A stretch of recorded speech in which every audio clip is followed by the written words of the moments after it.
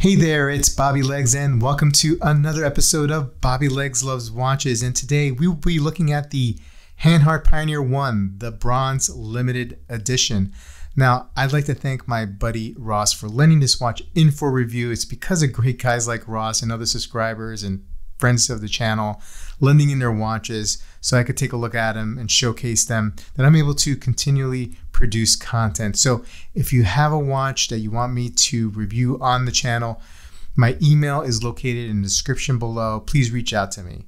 And before we start with the review, please remember to like and subscribe and click that bell icon to get updates every time I upload new videos. I love making these videos and I hope you like them too. So let's get on with the review. Now, before we get right into the specs, this watch is sold out on the Hanhart website, right? But if you go to watchbuys.com, if you're here in the States, you'll notice that you can make a reservation. So I'm not sure what's going on here. I know they made 150 pieces of it. I know they're all sold out. I thought they were all sold out, but on the WatchBuys website, you can make a reservation. So I don't know if they have ways to source some pieces or perhaps Hanhart is making another run. Anyway, if you're interested, you can go to watchbuys.com and this will MSRP at $1,470. So let's get right into the specs. We have a 42 millimeter case diameter, a lug to lug around 49.6.7 millimeters, and the lugs do curve down so slightly. A 12 millimeter case thickness and the flat sapphire crystal. Actually, there is a slight dome to it that I'm detecting here. 22 millimeter lug width. Now the case is this beautiful brush bronze, this CUSN8 bronze that will develop its own patina over time. You have a stainless steel sandblasted case back, and if you're not familiar with bronze cased watches, they often put in a case back that is stainless steel, or if there's maybe a movement underneath that they want to show, like a sapphire crystal or whatnot. Anyway, the reason why they don't go with bronze as a case back is because some people do develop a reaction from prolonged exposure or contact with bronze. So that's that. You do have this beautiful brown calfskin leather strap with a well done PVD, bronze PVD coated Hanhart signed Tang buckle. The bezel is this beautiful fluted, coin edge fluted type bezel. It's friction based. It is unidirectional. You have that red pip of color at the top there, or wherever you want to place it. This is powered by the Sellita SW200, which is a 28,800 beats per hour movement, 26 joules, 38-hour power reserve, a real workhorse-like movement.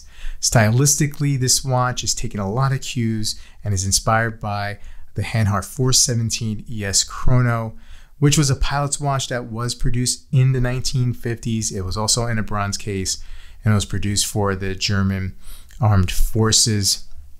What else do we have here?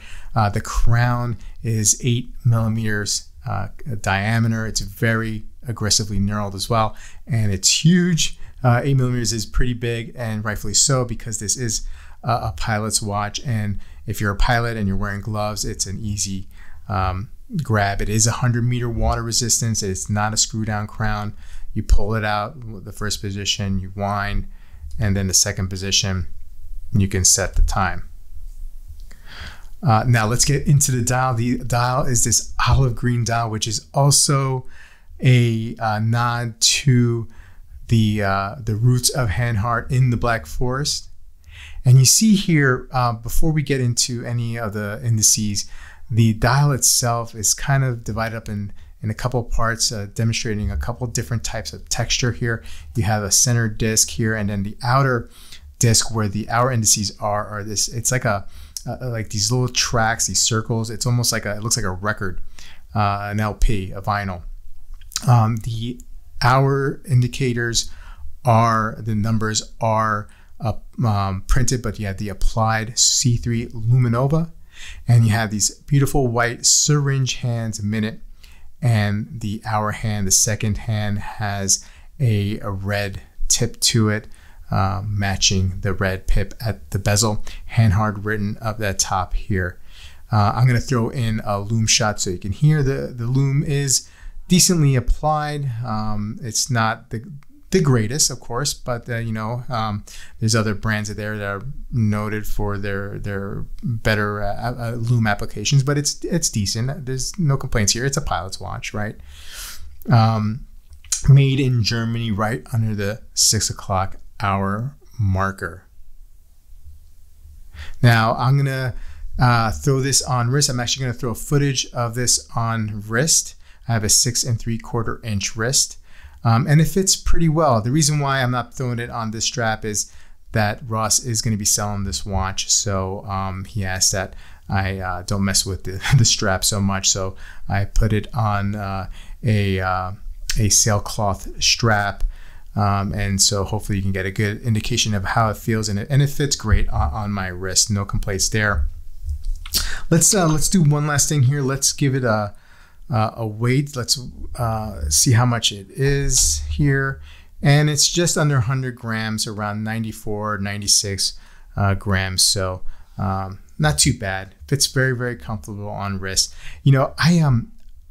I've went through a phase where I wanted to get a bronze watch, and it was in favor a couple years ago, right? I mean, it was pretty popular, and then I wondered, how would that work in my collection? Would it have any staying power and whatnot? Does a bronze watch fit in my collection? And I got to tell you, after spending a few days with this watch, I think I want a bronze watch, a bronze cased watch for sure. I like this combination in particular.